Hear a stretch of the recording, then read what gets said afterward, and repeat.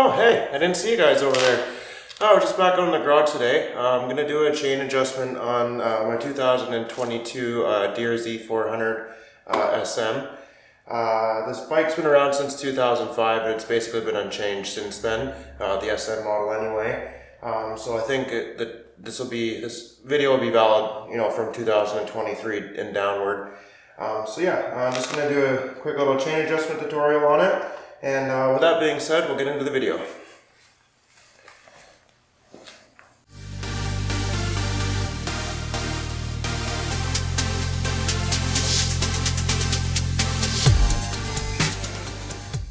Alright, so in order to do the chain adjustment on the bike, you're going to need a few tools. Basically the same tools you need for every single chain adjustment you do. Me personally, I like to use a digital caliper to measure my chain slack. For this bike, you're going to need a 10mm wrench.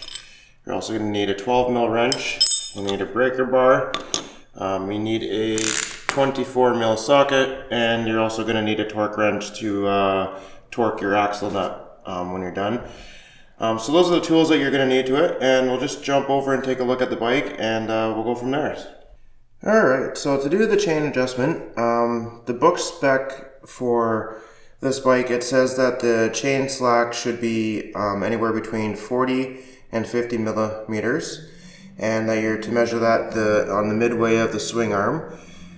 So that's one of the first things you want to check out is your chain slack, to make sure that it is actually at a spec, and if it is, then it's time to do an adjustment. So the first step that you're going to want to do is you're going to come over here to the other side of the bike, and you're going to loosen off your axle nut here. Oh, sorry for my phone going off there, I keep forgetting to put it on vibrate. But anyway, so loosen off your axle nut here. I like to get it off and then make it just a little bit tighter so there's not too much play in the tire, but it's still loose enough that the axle block adjusters here can move. Because I find that if I make it too loose, that they don't rest against it doesn't stay rested against the adjuster nut. So leaving a little bit of tightness or tension on the axle nut, but loose enough so it can still move, helps out, and that way the tire doesn't move back farther. Because I always find myself having to give the tire a little bit of a smack to realign the adjuster block back up with the adjuster nut, and then that way your measurements are all good and whatnot. So you start off by loosening off your axle nut, and then you're going to come back over here to the other side of the bike, and you're going to, once you know that your chain slack is out, you're going to want to make your adjustments on the with the axle block here, the adjuster. So the nut in the front here is the one. It's the one that keeps everything tight. It's like a lock nut for the adjuster, and then the nut behind here is the actual adjuster nut. The lock nut one is a 12mm, and the adjuster one is a 10mm. So what I do is I loosen off this side. You're going to start on the sprocket side, because that's the side that you're trying to tighten up, right? So you loosen that off, and then you use this adjuster here. On this side of the bike, I think that pushing down is the way that you need to do it. And same thing to make this tighter. As you make this tighter, it pushes this adjuster block backwards, and then obviously it makes the chain go tighter, right? So I'm not going to actually do the actual work on it because I've already recorded this video once on my GoPro. I thought I would give the GoPro a try and see what kind of quality of video I would have got out of that. And all the footage that I had of me actually doing the work was completely garbage. There was something wrong with the settings that I had on my camera, and everything was blurry and like kind of fuzzy and grainy. So the footage was no good, so I'm using my good camera now for this. So yeah, so alright. So, to measure your chain slack, obviously you're going to find midway, and I use a digital caliper. You're going to use a tape measure, or Motion Pro makes some tools that you can use for this type of stuff as well. I like to use a digital caliper, it works the best for me. And they want you to measure midway down the swing arm. So I go like this, and then I push the chain up to there, and currently right now it's exactly at 40mm, because as I said, I did this off a video already. So that's how you measure your chain slack. Just pull the chain down a little bit and then push it back up, and for me I'm sitting right at about 40mm. Last time before I did the video, the thing was like literally sagging like this, so it was way too loose. I'm surprised it didn't fall off the sprocket, to be honest with you. So that's how to measure your chain slack, and then you move forward, you move back, like I was saying before, to the axle nut adjusters. You loosen this guy off, the adjuster nut here, the tension one, and then this one is the one for the adjustments, right? And then you just you move this back until your chain is in spec. So if your chain's like at 50 mil, 60 mil, or whatever it's sitting at, you just move it back until you get the adjustment. So you keep making adjustments with this nut here, the sprocket moves back and the chain gets tighter. And you just keep doing that over and over and over again until you get the right chain spec that the book calls for. And so once you get this side done, and this is all spec, and your axle block and your nut, the adjuster nut, are sitting flush with each other right there, you might have to give the tire a little bit of a smack.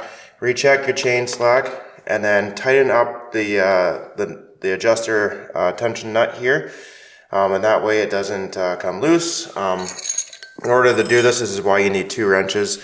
When you're tightening this one up, you want to hold this one tight, because if you don't hold this one tight, when you're tightening up this nut here, then this will move, right? So you have to hold tension on here so that it stays all nice and tight when you put everything together, right?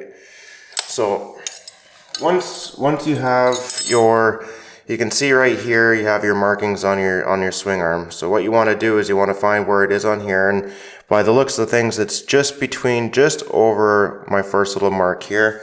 I also like to use the digital caliper for this part too.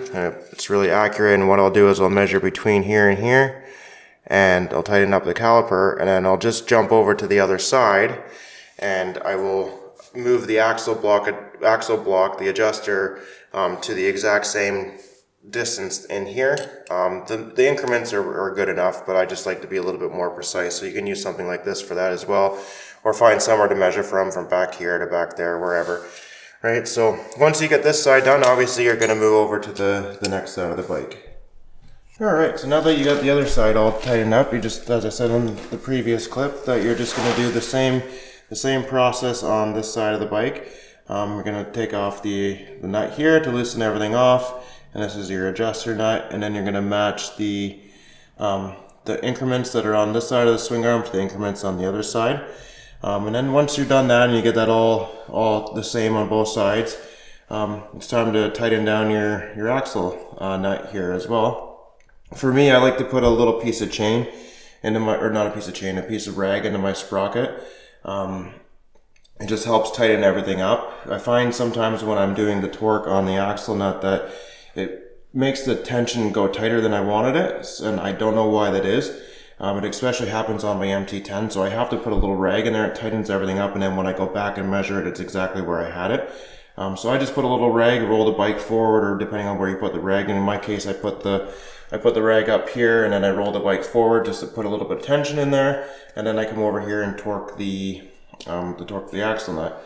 The axle nut torque for this bike, it says 79.5 foot-pounds. So torque wrench I have doesn't do 0.5 in foot-pounds, so I just bumped up to 80 foot-pounds. It's not too much torque, and I don't think that it would ruin it in any single way. You can obviously use Newton meters as well if you have a torque wrench that's accurate with Newton meters, and it's a little bit more precise. But for me, I just use a foot-pound torque wrench. It has Newton meters on it, but I always just use foot-pounds. So as I said, for this bike, it's 80 foot-pounds or 79.5. I mean, I don't know if they've changed the torque spec over the years, so it's always good that you go into your user manual that you got with the bike, if you have one. If not, go on Google, and I'm sure someone out there's got it on the interwebs for us. And just check your year of the bike and make sure that the torque spec is either the same or what I've told you, or if it is different, then do it to the spec that your book says for your year of the bike, right? It's one of the most important things on the rear of your bike is to have a tight axle. You don't want that thing sliding out while you're going down the road. It'd be a really crappy day if that happened. So yeah, so that's how to do the chain adjustment on the 2022 DRZ400 SM. So yeah, thanks for watching. If you have any questions or whatever, leave a comment down below, and I'll gladly answer them for you to the best of my ability. And yeah. Alright, well, thanks for watching the video. I hope it was informative for you. If you like my content, please like and subscribe. It's really awesome. It inspires me to make more videos for for the channel. I'd like to make videos for you guys, whether it's a how-to or many things that I have planned for the future. So as I said, if you like the video, please like and subscribe, and we'll see you on the next one. Peace out.